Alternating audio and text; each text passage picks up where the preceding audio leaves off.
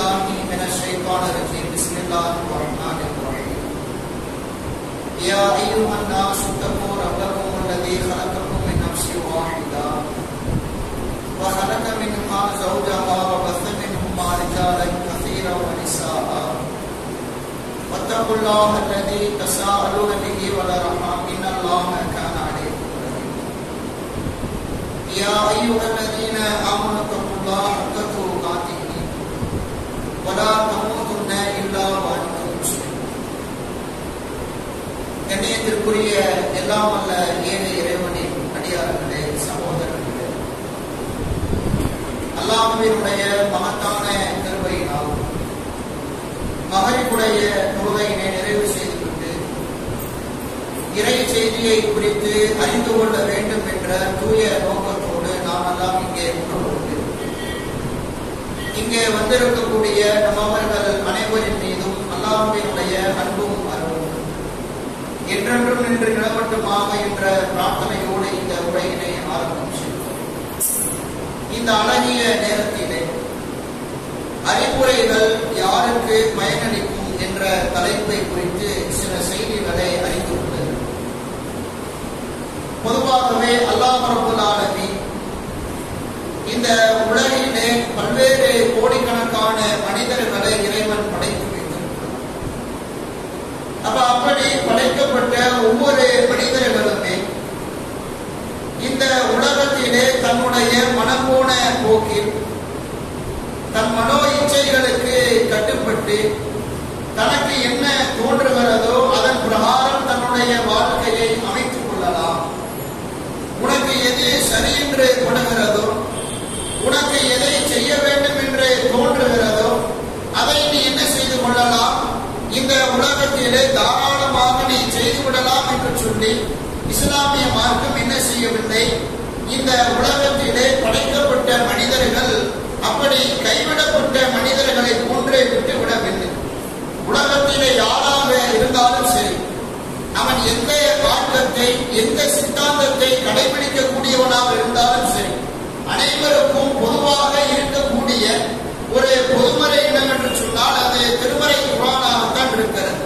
அல்லாஹ்வே திருமறை குர்ஆனிலே குறிப்பிட்டு காட்டுகிற பொழுது இது வேதம், இதிலே எந்த ஒரு சந்தேகமும் கிடையாது என்பதை அல்லாஹ் பதிவு செய்துவிட்டு முதலில் முத்தத்தி யாரெல்லாம் இறைவனை அஞ்சி வாழுகிறார்களோ, யாரெல்லாம் இறைவனுக்கு பயந்து கொண்டு வாழுகிறார்களோ அப்பேற்பட்ட இறையச்சவாதிகளுக்கு என்ன செய்கிறது, இந்த திருமறை குர்ஆன் என்பது பயனளிக்கக்கூடிய வழிகாட்டக்கூடிய ஒரு குர்ஆனாக, ஒரு வேதமாக, ஒரு வசனங்களாக இருப்பதாக அல்லாஹ் என்ன செய்கிறார், திருமறை குர்ஆனிலே குறிப்பிட்டு காட்டுகிறார். பொதுவாகவே அறிவுரை என்று சொன்னாலே திருமறை குர்ஆன் நெடுகிலும் சொல்லப்படக்கூடிய விஷயங்கள் அனைத்துமே முஸ்லிம்களுக்கு மட்டும் சொல்லப்பட்ட ஒரு காரியம் கிடையாது. எல்லா மனிதர்களுக்குமே இந்த உலகத்துல நீ பிறந்து விட்டாய் என்று சொன்னால் உனக்கென்று அறிவுரை ஒன்றே சொல்லப்படுகிற பொழுது அது இந்த திருமறை குர்ஆனில் இருந்து என்ன செய்கிறது, இருக்கக்கூடிய அம்சமாக இருக்கிறது. அவன் எந்த மார்க்கத்தை பின்பற்றுபவனாக இருந்தாலும் சரி, எந்த சித்தாந்தத்தை கடைபிடிக்கக்கூடியவனாக இருந்தாலும் சரி, ஒவ்வொருத்தருக்கும் உண்டான ஒரு பாடத்தை, ஒரு கல்வி அல்லாஹ் என்ன செய்திருக்கிறார், இந்த திருமறை குர்ஆனிலே ஒட்டுமொத்தமான அம்சத்தையும் அல்லாஹ் சொல்லுகிறார். வணக்க வழிபாடுகளாக இருந்தாலும் சரி, அல்லது ஒரு குடும்பத்தை நடத்துவதாக இருந்தாலும் சரி, அல்லது ஒரு வியாபாரத்தில் ஈடுபடக்கூடிய நிகழ்வாக இருந்தாலும் சரி, ஒரு மனிதர் இன்னொரு சக மனிதரிடத்திலே எப்படி நடந்து கொள்ள வேண்டும் என்ற அம்சத்தை கற்றுக் கொடுப்பதாக இருந்தாலும் சரி என்று சொல்லி இப்படி எல்லா விதமான பாடங்களையும் என்ன செய்கிறது, இஸ்லாமிய மார்க்கம் என்பது நமக்கு அழகிய முறையில திருமறை குர்ஆனின் மூலமாக கற்றுக் கொடுக்கிறது. ஏன்னு சொன்னா இந்த உலகத்தினுடைய யதார்த்தமான அம்சங்கள் அப்படி அமைந்திருக்கிறது. இன்னைக்கு பெரும்பாலான மனிதர்கள் உலகத்திலே வாழக்கூடிய எந்த மனிதர்களை எடுத்துக்கொண்டாலும் சரி, பெரும்பாலும் அவனை அறிந்தோ அவனை அறியாமலோ சில பாவத்தில சில தவறுகளை என்ன செய்கிறார், ஈடுபடக்கூடிய நிலைகள்ல இருக்கிறார்.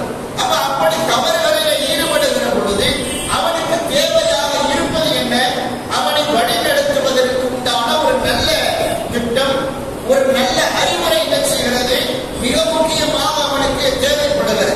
உலகத்தில் வசதி வாய்ப்புகளுமே எந்த அளவிற்கு மனிதனுக்கு பல்வேறு வகையிலான ஃபாயிதாவை, பல்வேறு வகையிலான பலனை, பல நன்மைகளை கொடுக்கிறதோ அதற்கு ஏற்ப என்ன செய்கிறது, பல்வேறு வகையிலான தீமைகளை செய்வதற்குண்டான ஒரு வழிவகையை அதே நவீன வசதி வாய்ப்புகள் என்ன செய்கிறது, நவீன கண்டுபிடிப்புகள் ஏற்படுத்தியிருக்கக்கூடிய சூழலை பார்க்கிறோம். நாம் அன்றாடம் பயன்படுத்தக்கூடிய மொபைல் போனை எடுத்துக் கொண்டாலுமே அந்த மொபைல் போன்கள்ல நல்ல விதமாக பயன்படுத்த முடிகிறது. குர்ஆனுடைய வசனங்களை படிக்கலாம், பார்க்கலாம், கேட்கலாம், ஹதீஸ்களையும் படிக்க முடிகிறது. பயான் சொற்பொழிவு நிகழ்த்துகிறார்களா இல்லையா, அது அதில் பதிவு செய்யப்பட்டு அதன் மூலமாக என்ன செய்யலாம், தாராளமாக கேட்கக்கூடிய ஒரு சூழல் இருக்கிறது. அதே மாதிரி ஒரு செய்தியை இலகுவாக பிற மக்களுக்கு மத்தியில எடுத்து செல்லுவதற்குண்டான வாட்ஸ்அப் போன்ற செயலிகள் என்ன செய்யப்படுகிறது, மொபைல் போன்கள்ல இருக்கக்கூடிய அம்சங்களை எல்லாம் பார்க்கிறோம். நம்ம இது மாதிரி அடுக்கிக் கொண்டே போகலாம் பல பலன்கள்.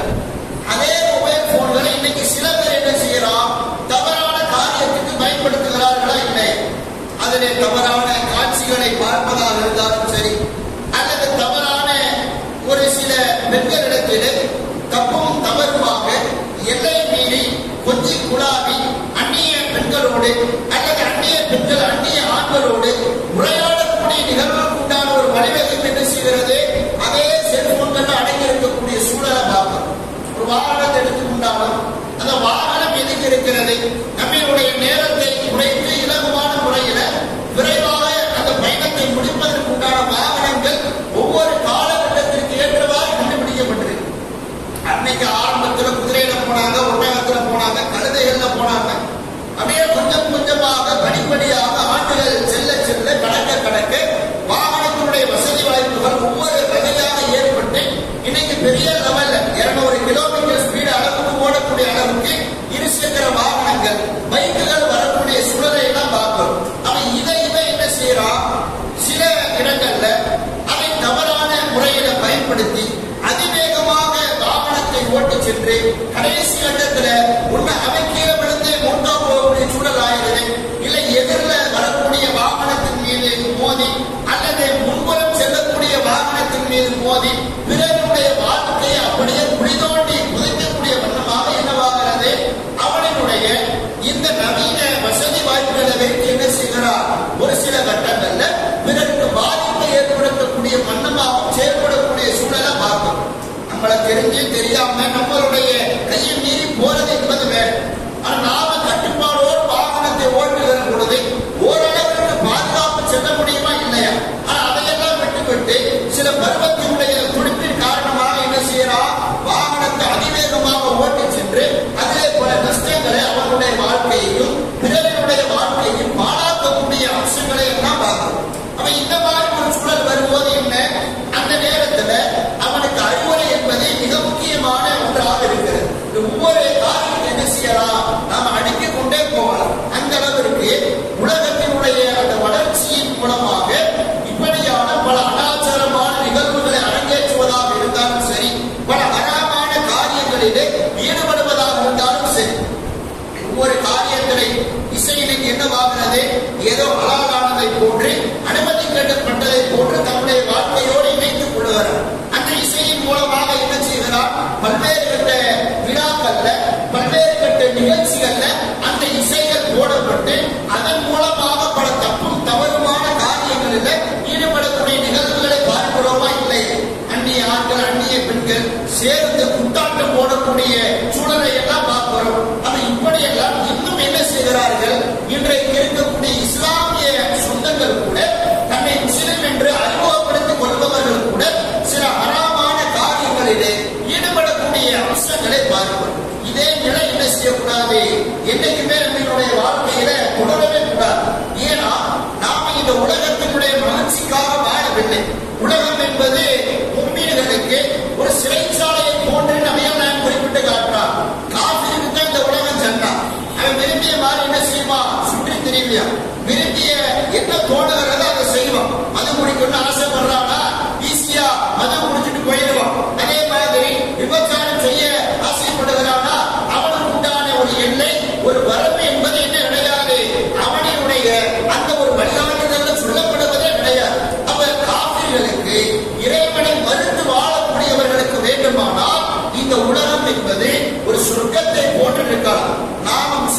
இருக்கிறோம். இஸ்லாத்தை இறைவன் நமக்கு பெரிய ஒரு அற்புடையாக தந்திருக்கிறார். அப்ப அந்த இஸ்லாத்திலே வாழக்கூடிய நாம் என்ன செய்ய வேண்டும்?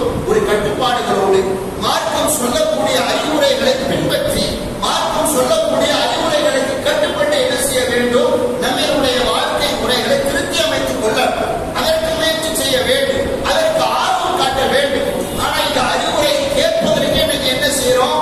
பல பேர் கைங்கரமா இல்லையா? அறிவுரைகளை சொல்ல வரும்பொழுது தலையை சொல்லிட்டு போயிடும். சில இளைஞர்களை சந்தித்து பேச போறோம்னு சொன்னா ஒரு 5 நிமிஷம் இல்லைங்கப்பா, ஒரு 10 நிமிஷம் இல்லைங்க, துறையை பத்தி பேசுவோம், நோக்கு பத்தி பேசுவோம், இளைஞர்களை பத்தி பேசுவோம், நம்முடைய இலக்கு என்ன என்ற பத்தி நீங்க என்ன செய்யணும்? தெளிவாக தெரிந்து கொள்ளணும். அப்படி பேசும்போது என்ன செய்யலாம்? டக்கு போனே வந்திருக்காரு. போனை வேகமா என்ன செஞ்சிருவாரு? அவரு காதல வச்சுக்கிட்டு ஏதோ பிஸியான ஆள்வார் அப்படி நடந்து போயிடுவார். இந்த ஒரு நிமிஷம் வந்துடுறேன், முக்கியமான ஒரு கால் வந்துருச்சு, வீடு வரை போயிட்டு வந்துடுறேன், ஜாமா வாங்க சொன்னாங்க, அந்த அட்டன் பண்ண 2 செகண்ட் கால அவ்வளவு விஷயத்தை என்ன செஞ்சிருப்பா? கேட்டுப்பா போல. அந்த அளவுக்கு என்ன செய்யறாங்க? அறிவுரைகள் ஒரு சில குரான் வசனங்களை மேற்கோள் காட்டப்படுகிற பொழுது அதை அப்படியே புறக்கணித்து விட்டு ஒரு சைத்தானிய சிந்தனையோடு என்ன செய்கிறார்கள்? சில பேர் அல்லாஹ்வுடைய குரான் வசனங்களை கேட்பதை விட்டும் தவிர்த்து அதை விட்டு புறக்கணித்து செல்லக்கூடிய நிலைகளை எல்லாம் பார்க்கணும்.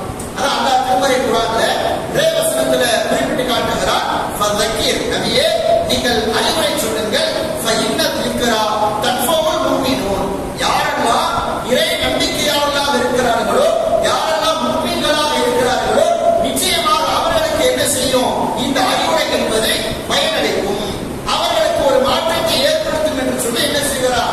இறைவன் திருமறை குரானிலே இறை நம்பிக்கை நீங்கள் கொண்டு விட்டீர்களானால் உங்களுடைய வாழ்க்கையில என்ன செய்யும்? சொல்லப்படக்கூடிய அறிவுரைகள் அனைத்துமே வாழ்க்கையில் பெரும் மாற்றத்தை ஏற்படுத்தும் என்று சொல்லி இறைவன் திருமறை குரான்ல குறிப்பிட்டுள்ளார். ஏனைய நபிகளுடைய வாழ்க்கை வரலாற்றை எடுத்துக்கொண்டோம் என்று சொன்னால் அவர்களும் என்ன பிறந்தது முதல் குரானை கரைத்து குடித்திருந்தார்களா? எல்லா ஹதீஸ்களும் தெரிந்து விட்டதா? நம்மை விட அறியாமை கால செயல்பாடுகளை நம்மை விட பயங்கரமான அறாமான காரியத்தை என்ன செஞ்சாங்க? அன்றைக்கு இருந்த அரேபிய மக்களுக்கு காப்பில் ஈடுபட்டுக் கொண்டிருந்தார். சர்வ சாதாரணமா பெண் குழந்தை என்ன செய்வாங்க? உயிரோட புதைச்சிட்டு போயிடுவாங்க. ஏன்னா பெண் குழந்தை பிறந்து விட்டது என்று சொன்னால் அவருடைய முகங்கள் கருத்து விடுகிறது. அந்த நிலையில் இருந்தார். மதுவை வீட்டிலே அண்டாவாக வைத்து என்ன செய்தார்கள்? அதிலே மூழ்கி இருந்தார்கள். அதை அப்படி குடித்து வந்தார்கள். திருமணம் செய்யக்கூடிய முறைகள் பல விதமாக இருந்தது. விபச்சார நிலைக்கு என்ன செய்யப்பட்டது? அப்படியான திருமண வகைகளை அன்றைக்கு இருந்த அறியாமை கால மக்கள் என்ன செய்தார்கள்? அதிலே இந்த அளவிற்கு மூழ்கி இருந்தார். அவன் இப்படியான அதையெல்லாம் உச்சபட்சமா தாண்டி அல்லாஹ்வை மட்டும்தான் வழிபடும். அல்லாஹ்வுக்கு நிகரா யாரும் வைக்க கூடாதா? இல்லையா? ஆனா அந்த மக்கள் என்ன செய்தார்கள்? சிலைகளை வணங்கி வழிபட்டு வரக்கூடிய நிலைகளை எல்லாம் பார்க்கும். அவன் இப்படியெல்லாம் பெரும்பாவங்கள்ல இருந்து சிறுபாவங்கள் வரைக்கும் அனைத்தையுமே என்ன செய்து கொண்டிருந்தார்கள்? அன்றைக்கு வாழ்ந்த மக்களுக்கு காப்பீர்கள் ஏதோ அறியாமையுடைய விளைவாகவோ அல்லது சில கட்டங்கள்ல தெரிந்தும் கூட என்ன செய்திருந்தார்கள்? இப்பேற்பட்ட பாவங்கள் மூழ்கி கிடந்தார்கள். அப்படி மூழ்கி கிடந்த மக்களை வென்றெடுக்க வேண்டும், அவர்களை வெளியே கொண்டு வர வேண்டும், அவர்களை சுத்தப்படுத்த வேண்டும், அவர்களை களையெடுக்க வேண்டும் என்று சொல்லி இறைவனால் அனுப்பப்பட்ட இறை தூதர் தான் நபிகள் நாயகம் ஸல்லல்லாஹு அலைஹி வஸல்லம் அவர்கள். அப்ப என்ன செய்றாங்க? அல்லாஹ்வின் தூதர் அவர்கள் இந்த மக்களை இப்படியே விட்டுவிடக் கூடாது, இந்த மக்களை நேர்வழிப்படுத்த வேண்டும், இவருக்கு வழிகாட்டுவதற்கு ஒரு தூதுவர் இருக்க வேண்டும் என்று சொல்லி இறைவன் முஹம்மது நபி ஸல்லல்லாஹு அலைஹி வஸல்லம் அவர்களை என்ன செய்கிறார்? தூதுவராக நியமனம் செய்கிறார். தூதராக வந்து விட்டார் என்று சொன்னால் பட்டத்தோடு தெரிந்து விடுவாரா? நான் தூதர், நான் இறை தூதர், இறைவனுடைய செய்திகளை கேட்கக்கூடியவன், அல்லாஹ்வால் நியமிக்கப்பட்ட ஒரு தீர்க்க தரிசியாக இருக்கிறேன் அப்படின்னு போலாற்றி பேசிக்கொண்டால் போதுமா? அப்படி கிடையாது. இறை தூதருடைய முக்கியமான பணி என்ன? அல்லாஹ்வின் புறத்திலிருந்து ஒவ்வொரு கட்டத்திலேயும் வரக்கூடிய செய்திகளை எல்லாம் என்ன செய்யணும்? மக்களுக்கு மத்தியில கொண்டு சேர்க்கணும். அப்படி கொண்டு சேர்க்கும் போது எதிர்ப்புகள் வரும், கேள்வி கிண்டலுக்கு உள்ளாக்குவார்கள். சில பேர் கேட்கவே மாட்டார்கள், சில பேர் புறக்கணிப்பார்கள், சில பேர் நம்மை இந்த அறிவுரைகளை சொல்லுவதை மட்டும் தடுப்பார்கள். அப்பேற்பட்ட கொடூரமான ஒரு கூட்டத்துலதான் அல்லாஹ்வின் தூதர் அவர்கள் பிரச்சாரம் செய்கிறார். ஒரு கட்டத்தில் அல்லாஹ்வுடைய நாட்டத்தால சொற்பமான நபர்கள் இஸ்லாத்தை நோக்கி வருகிறார்கள், இறை நம்பிக்கையாளர்களாக ஆகிறார்கள், முஃமின்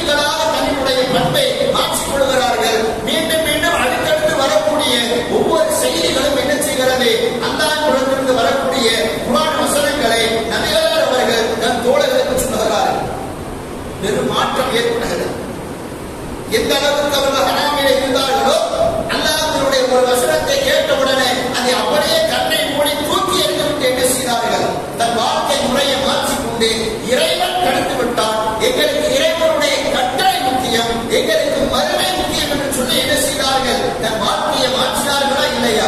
இதுதான் உண்மையான இறை நம்பிக்கையாளனுக்கு அழகிய ஒரு பண்பு. அவருக்கு தான் என்ன செய்கிறது?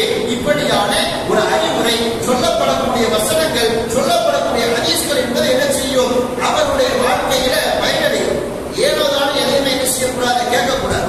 சொல்லக்கூடிய செய்திகளை சிந்திச்சு பார்க்கணும். நாம தவறு செய்கிறோம், நம் சமூகம் தவறு செய்கிறது, நம் பெற்றோர்கள் தவறு செய்கிறார்கள். இனிமே என்ன செய்யக்கூடாது? இதே நிலையில இருக்கக்கூடாது. நாம தவறை விட்டு என்ன செய்ய வேண்டும்? மீண்டு வர வேண்டும். இல்லை என்றால் அல்லாஹ்விடத்திலே மாட்டிக்கொள்வோம். நாம அல்லாஹ்வை தொழுகிறோம், அல்லாஹ்வை வணங்கி வழிபடுகிறோம், அல்லாஹ்வை நம்பி இருக்கிறோம். அந்த அல்லாஹ்வினுடைய கட்டளைகளை கடைபிடிக்கவில்லை என்று சொன்னால் நாம எல்லாம் என்ன இறை நம்பிக்கையாளர் என்று சொல்லி என்ன செய்யணும்? நம்மை நாமே யோசித்து பார்க்க கடமைப்பட்டிருக்கிறோம். எந்த அளவுக்கு சொன்னா நபித்தோருடைய வாழ்க்கை முறைகளை எடுத்துக்கொண்டோமே ஆனால் அல்லாஹ்வினுடைய தூதர் அவர்கள் என்ன பண்றாங்கன்னா அவங்ககிட்ட ஒருத்தர் தொடர்ச்சியாக தர்மம் கேட்டுக்கொண்டே இருக்கிறார்.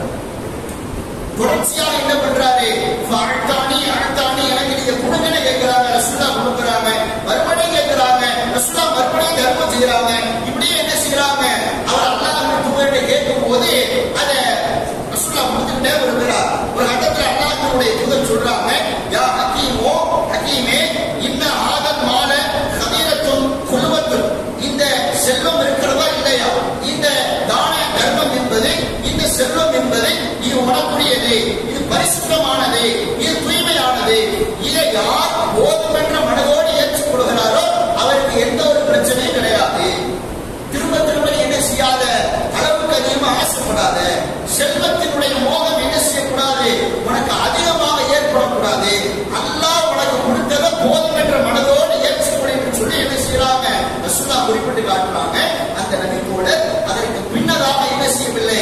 யாரினுடைய அந்த நபரிடத்தில் சந்தித்து கை நீட்டி என்ன செய்வது கிடையாதா? இது மாதிரி ரசூலாட்ட எப்படி தாங்கள் காசு பணத்தை கேட்டாங்களோ அது மாதிரி கேட்டது கிடையாது என்று சொல்லி என்ன செய்யறாங்க? ஹதீஸ்ல பதிவு செய்யப்பட்டிருக்கிறது. அதே மாதிரி இன்னும் ஒரு செய்தியை பார்க்கிற பொழுது தங்க மோதிர மனிதர் இருக்கக்கூடிய ஒரு மனிதரை அல்லாஹ்வின் தூதர் அவங்க பார்க்கிறார். ரசூலா பார்த்துட்டு போயிருக்கு. ஏன்னா தங்கத்தை ஆண்கள் அணியக்கூடாதா இல்லையா? அப்ப அந்த சட்டம் இருக்கும் போது ஒரு மனிதர் என்ன செய்யறாரு? அணிஞ்சிருக்கிறார். அது பாபா அல்லாஹ்வின் தூதர் என்ன பண்றாங்க? அந்த மனிதரோடு நெருக்கமாக பழகி என்ன பண்றாங்கன்னா அவங்கள்ட்ட ஃப்ரெண்ட்ஷிப்பா என்ன செய்யறாங்க? சில அறிவுரையை சொல்றாங்க.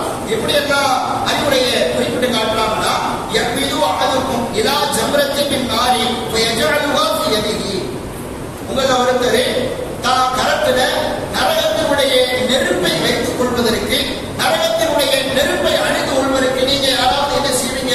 உங்களுக்கு ஏதாவது ஆசை இருக்குமா? இப்படி என்ன பண்றாங்க? அந்த மனிதரை நோக்கி கேள்விகளை கேட்கிறாங்க. அப்ப இதை கேட்ட உடனே இந்த அறிவுரையை சொன்ன உடனே உடனடியாக என்ன பண்றாங்க? அல்லாஹ்வின் தூதர் அவர்கள் அந்த மனிதர் அணிந்திருக்கக்கூடிய அந்த மோதிரத்தை அதை கலற்றி அதை தூக்கி வீசுகிறார். தூக்கி வீசினதுக்கு அப்புறம் என்னவாகுதுன்னா ரெண்டு பேரும் பிரிஞ்சு போயிட்டான். இப்ப தங்க மோதிரம் போட்டிருந்தாரா இல்லையா? அந்த மனிதரை இன்னொரு மனிதர் சந்திக்கிறார். சந்திச்சு என்ன பண்றாங்கன்னு சொன்னா, தங்க மோதிரத்தை நீ என்ன செஞ்சுக்க, எடுத்து வச்சுக்கலாமே அப்படின்னு என்ன செய்யறாங்க? சொல்றாங்க.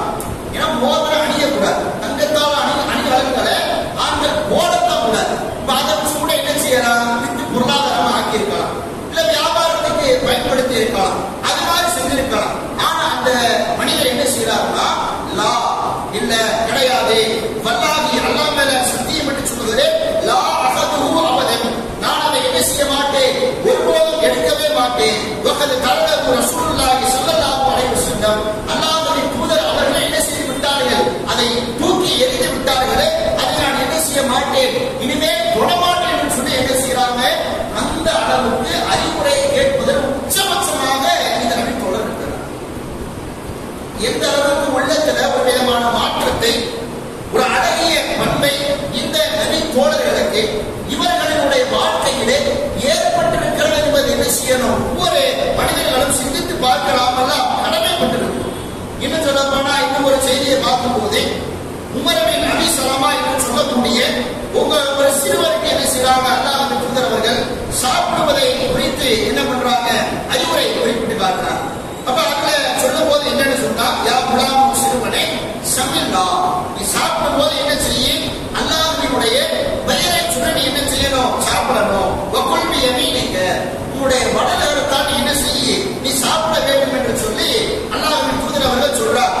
வகுல் மிம்மா இலைக்க, உனக்கு அதாவில எது இருக்கிறதோ அதிலிருந்து என்ன செய்ய, எடுத்து சாப்பிடு அப்படின்னு என்ன பண்றாங்க ரசூலுல்லாஹ் ஒரு சிறுவருக்கு அந்த அறிவுரையை குறிப்பிட்டு காட்டுறாங்க.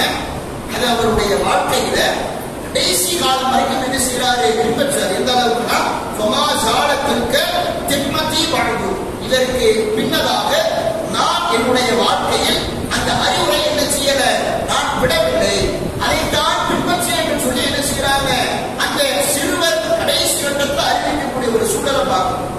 எந்த அளவுக்கு ஒரு சில சின்ன சின்ன விஷயம், பெரிய அறிவுரை கிடையாது. சாப்பிடும் போது பிஸ்மில்லா சொல்லணும், இன்னும் வழங்கணும், இவ்வளவு சூறாவை மனப்பாடம் பண்ணணும், இத்தனை குர்ஆன் வசனங்களை தெரிஞ்சுக்கணும், உன் வாழ்க்கையில மார்க்கத்தை எல்லாம் கடைச்சு முடிச்சிருக்கணும், எல்லா அத்தியாயமும் தெரிஞ்சிருக்கணும், அப்படியெல்லாம் சொல்றாரு. சாப்பிடும் போது பிஸ்மில்லா சொல்லு, வலது கையால சாப்பிடுன்னு சொல்லி இப்படியான சில விஷயங்களை சொல்லுகிற பொழுது கூட என்ன செஞ்சாங்க, அதை தன் வாழ்நாள் முழுவதும் கடைபிடித்திருக்கிறார் என்று சொன்னால் எந்த அளவிற்கு இவர்களினுடைய வாழ்க்கையில் நபி தோழர்களினுடைய வாழ்க்கையிலே ரசூல் ஸல்லல்லாஹு அவர்கள் சொல்லக்கூடிய அறிவுரைகள் பயனாக இருந்திருக்கிறது, மிகப்பெரிய ஒரு மாற்றத்தை ஏற்படுத்தி இருக்கிறது என்பதை என்ன செய்யணும், ஒவ்வொருத்தரும் விளங்கிக் கொள்ள. இன்னைக்கு நம்முடைய சமூகத்துக்கு எத்தனையோ அறிவுரைகள் சொல்லப்படுகிறது. தனி நபராக சிந்தித்து அல்லது இது போன்ற உள்ளடங்கிய பயான் நிகழ்ச்சிகள் ஏற்பாடு செய்து அல்லது ஜும்மாவினுடைய பயான்கள் மூலமாக அறிவுரை சொல்லப்படுகிறது. இன்னும் பிற பிரச்சாரத்தின் மூலமாக என்ன செய்யப்படுகிறது, ஒவ்வொரு குர்ஆன் வசனங்களும் ஹதீஸ்களும் உதாரணத்தோடு விளக்கங்களோடு ஒப்பிட்டு பார்த்து நடந்த ஒவ்வொரு நிகழ்வுகளை மேற்கோள் காட்டி என்ன செய்யப்படுகிறது, அறிவுரை சொல்லப்படுகிற பொழுது அதை சில பேர் என்ன செய்கிறோம், முரண்படுத்தாமல் நாம நம்முடைய வாழ்க்கையை ஏதோ தானோ என்று நடத்தி செல்லக்கூடிய சூழலை பாருங்கள். எப்படியான ஒரு நிலை ஏற்படுத்துன்னு சொன்னா, தன்னுடைய உள்ளத்துல ஒரு ஆணவ போக்கை ஏற்படுத்தும். என்ன அல்லாஹ் குர்ஆன் வசனத்துல சொல்றது, என்ன நபியல்லாஹ் சொல்லி நம்ம கேட்கிறது, இந்த வெளிப்படையா வார்த்தையில சொல்லாவிட்டாலும் உள்ளத்துல எப்படியான ஒரு பிம்பம் ஏற்படுகிறது, அல்லாஹ் ரப்பல் ஆலமீன் இப்படித்தான் செய்யணுங்க, என்ன வணங்கி எனக்கு இணை வைக்காதுங்க. ஒருத்தர் தர்காவுல போய் நிக்கிறான்னு சொன்னா அது இவர் என்ன செய்யறாரு, சில பேர் அறியாமையில, சில பேர் மாற்றாமை என்ன தெரியாத நிலையில இருந்திருப்பாங்க, அவங்களை விட்டு இன்னைக்கும் சில பேர் தெரிந்து கொண்டு என்ன செய்யறாங்க, அது மாதிரி காரியத்தில் ஈடுபடுறாங்களா இல்லை. இசை ஹராம் என்று தெரியும், தர்கா வழிபாடு தப்புன்னு தெரியும், தாயத்து தப்புன்னு தெரியும், சில பேர் என்ன பண்றாங்க, வைத்து குழப்பமாக இதை செய்வோம். இது எல்லாமே முன்னோர்கள் செய்து கொண்டே வந்து விட்டார்கள். திடீர்னு மாற்றம்னா பல குழப்பம் ஏற்படுறது என்ன செய்யறான், சப்பை கட்டை கட்டக்கூடிய சூழலை எல்லாம் பார்க்கணும். உண்மையிலேயே அல்லாஹ் ரப்பல் ஆலமீன் கல்வியாளர்கள் சில உலமாக்களுக்கு சில ஆய்வுகளுக்கு அல்லாஹ் கொடுக்கிறான் என்று சொன்னால் அழகிய முறையில பிற மக்களுக்கு எடுத்துரைத்து அவர்களை திருத்தக்கூடிய கண்ணியத்தை அல்லாஹ் கொடுத்திருக்கிறார். ஆனா அப்பேற்பட்ட மக்கள் கூட என்ன பண்றாங்க, சில நேரங்கள்ல அறிவுரைகளை முறையாக கொண்டு சேர்க்காமல் இருக்கிற பொழுது மாபெரும் மக்களினுடைய நிலை என்னவாகிறது, இன்னும் படுமோசமான நிலைக்கு சென்று இஸ்லாம் தான் என்னன்னே தெரியாத அளவுக்கு என்னவாகிறது, அவனுடைய லைஃபே போகக்கூடிய சூழலை பார்க்கணும். எத்தனை இளைஞர்களுக்கு உமருக்கு எத்தனை ரக்காத் தொழுவணும் தெரியும், துருவையினுடைய ஆரம்ப துவாய் என்னன்னு தெரியும், ருக்குல என்னப்பா ஓதுறோம் அப்படிங்கிறது தெரியும், சஜிதானா என்னங்கிறதே தெரியும். அந்த அளவுக்கு என்னவாயிருச்சு, மார்க்கத்தை விட்டு பள்ளிவாசலை விட்டு அல்லாஹ்வினுடைய அந்த தொடர்பை விட்டு என்ன செய்யறான், இளைய பருவத்தில் இருக்கக்கூடியவர்கள்ல பெரும்பாலான பேர் அப்படியே தூரமாக செல்லக்கூடிய சூழலை பார்க்கணும். இந்த மக்கள் எல்லாம் என்ன செய்யணும், அறிவுரையை கூர்ந்து கேட்கணும், கூர்ந்து கவனிக்கணும். இதை எந்த விதமான முகபாவனை செய்யக்கூடாது, நம்ம காட்டக்கூடாது. இவர் பேசினா நம்ம எல்லாம் கேட்கணுமா, இவர் அறிவுரை சொன்னா நம்ம எல்லாம் மாறிக்கணுமா, இந்த கூட்டத்தார்கள் பயம் பேசினா நம்ம எல்லாம் கேட்கணுமா அப்படிங்கிற அவசியம் கிடையாது. சொல்லக்கூடிய செய்தியை பார்க்க வேண்டும். குர்ஆன் வசனங்களை மேற்கோள் காட்டுகிறார், ஹதீஸ்களை மேற்கோள் காட்டுகிறார்.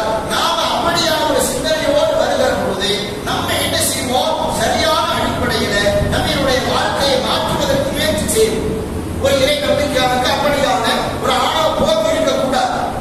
ஏன்னா பெருமை என்பது அல்லாஹ்வுடைய ஒரு நேரடியாக இருக்கிற பொழுது அப்ப இந்த நிலைக்கு அல்லாஹ்வின் தூதர் அவர்கள் அல்லாஹ் சொல்கிறார்களே ஆனால் அப்படியான ஒரு பண்பு நம்முடைய வாழ்க்கையை என்ன செய்யக்கூடாது, என்னைக்குமே இருக்கக்கூடாது. நாங்க கேட்காத பயானா, நாங்க வெளிநாடுகள்ல அத்தனை வருஷம் இருந்தோம், அங்க அவர் பயான கேட்டுக்கிறோம், இவர் பயான கேட்டுக்கிறோம், அவர்தான் 50 வருஷம் பயான் பேசினவரே, அவருடைய அறிவுரைகளை என்ன செஞ்சுறாங்கன்னா கேட்டு வந்தோம், நாங்க இனிமே என்ன செய்ய மாட்டோம், சின்ன பையன் சொல்லி கேட்கிறதா, இவர் சொல்லி கேட்கிறதா, அவர் சொல்லி கேட்கிறதா, அப்படிலாம் நம்ம என்ன செய்யக்கூடாது, எந்த ஒரு விதமான அறிவுரையும் புறக்கணிக்க கூடாது. அங்கே ஆளுக்கு மதிப்பு கிடையாது, பேசக்கூடிய நபருக்கு எந்த மதிப்பும் கிடையாது. அவர் சொல்லக்கூடிய சொல்லுக்குத்தான் மதிப்பு.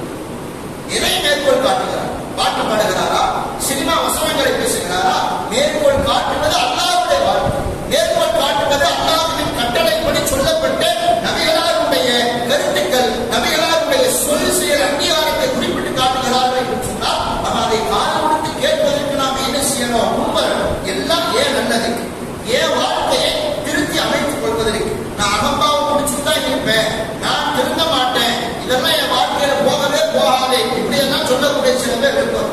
என்னதான் அட்வைஸ் பண்ணாலும், என்னதான் அறிவுரை சொன்னாலும் இதெல்லாம் மாத்த ரொம்ப கஷ்டம் பாய், அவன் திருந்த மாட்டான், நம்மளே என்ன செய்ய சர்டிபிகேட் கொடுத்தோம், அவன் தொட மாட்டான், அவ்வளவுதான் அவருடைய வாழ்க்கை முடிஞ்சு போச்சு, இனிமே அவனுக்கு என்ன அறிவுரை சொல்லியும் புரோஜனம் கிடையாது. இப்படி என்ன செய்யறோம், சில பேர் ஒதுங்கி செல்லக்கூடிய சூழலை பார்க்கும்.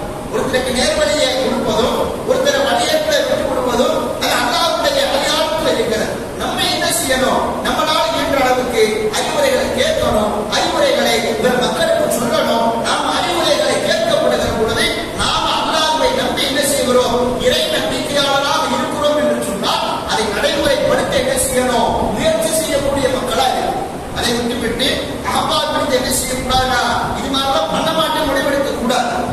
எல்லாரும் புதிர காலத்துல சம்பவம் நடக்கிறது. ரசூலுல்லாஹ் முன்னாடி ஒரு மனிதர் என்ன செய்யறாரு, சாப்பிடுகிறார். எந்த கையால சாப்பிடுறாருன்னா சிமாலி தன்னுடைய இடது கரத்தால என்ன செய்யறாரு, சாப்பிட்டு இருக்கிறார். இப்ப அல்லாஹ்வின் தூதர் அவங்க சொல்றாங்க, கொல்வி எண்ணி வடக்கரத்தா நீ சாப்பிடப்பா அப்படின்னு என்ன பண்றாங்க, அந்த மனிதரை நோக்கி சொல்லும் போது லா அஸ்தத்திற்கு அப்படிலாம் என்ன செய்ய முடியாது, சாப்பிட முடியாது. ஒரு விதமா என்ன செய்யறாங்க, ரசூலுல்லாஹ்வுடைய கருத்துக்கு எதிராக பேசுறாங்க, இப்படித்தான் சாப்பிடணும், என் விருப்பப்படி நான் என்ன செய்வேன், நான் சாப்பிட வேண்டும் சொல்லி என்ன செய்யறாரு, ரசூலுல்லாஹ்வை எதிர்த்து பேசக்கூடிய அளவுக்கு நான் வார்த்தையை விடுறார். அப்ப ரசூலுல்லாஹ் என்ன பண்றாங்க, இலக்கியமாக ஹதீஸ்ல சொல்லப்பட்டிருக்கு, லா அஸ்தத்தஅது மா மனாஹு இல்ல கிபர, வெறுமை என்ன செஞ்சு போனே இந்த இடத்துல தடுத்து இருக்குது, கடைசி வரைக்கும் என்ன செய்ய முடியாது, அப்படி நீ சாப்பிட முடியாது என்ன செய்யறாங்க, ஒரு துவா கேட்கக்கூடிய வண்ணமாக அந்த மனிதனை நோக்கி சென்று விடுகிறார்கள். ஃபமா ரஃபஅஹா இலா ஃபீஹி, அதற்கு பின்னதாக கடைசி வரைக்கும் என்ன செய்யப்பட முடியவில்லை, அவனுடைய வழக்கத்தால் அவரால் சாப்பிட முடியவில்லை, கையை உயர்த்த கூட முடியவில்லை.